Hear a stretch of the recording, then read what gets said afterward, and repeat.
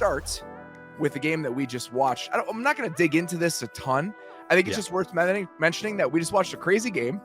That Kenny Pickett made 2 throws at the end, one of which was a missile to Steven Sims over the middle of the field, and then a crazy play to Najee Harris. And that is enough, my friend, to keep the Steelers alive in the AFC playoffs somehow, after they were 2-6 at one point earlier this season.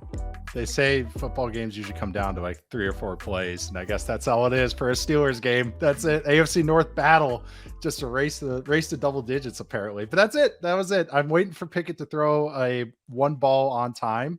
But when you can create like that, it does work. It does. There is success to it. I like him more than you do. I know. I want to see him in a real offense. That's it. I think he's shown plenty, considering the circumstances, for me to have some optimism about him moving forward. That's why I've not had like a true concrete take on him as a pro. I just, as a prospect, yes, but as a pro, because in that offense, it's not fair to evaluate any quarterback. So that's why I've never been like on either side going like, oh, he's going to be awesome or he's going to suck or he's going to be in the middle. Cause it's just like, I want to see him in a real conducive offense and then actually see how he operates from that. So the Steelers now. Oh my God. This is potentially real. Okay.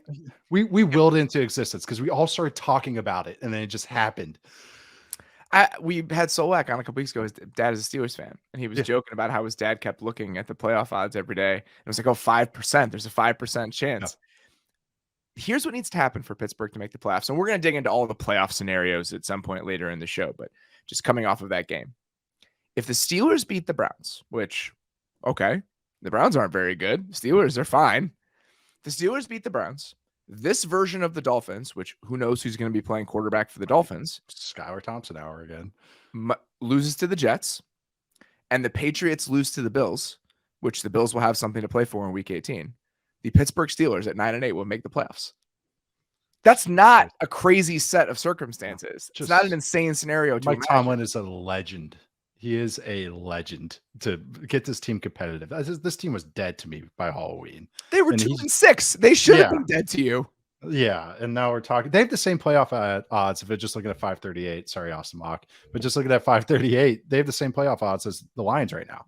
And how we talk about the Lions and how we talk about the Steelers, it's just this is ridiculous. I mean, honestly, Mike Tomlin deserves so much credit just to have this team competitive with injuries to their stars. TJ Watt being hurt, Minka Fitzpatrick had got his appendix taken out, like just all these things. But a lot of guys getting their appendixes taken out this year, by the way. At least 2. Burrow, David Bakhtiari, Minka Fitzpatrick. Too. I mean, like 3 huge high name players. All 3 Pro Bowlers, just like that.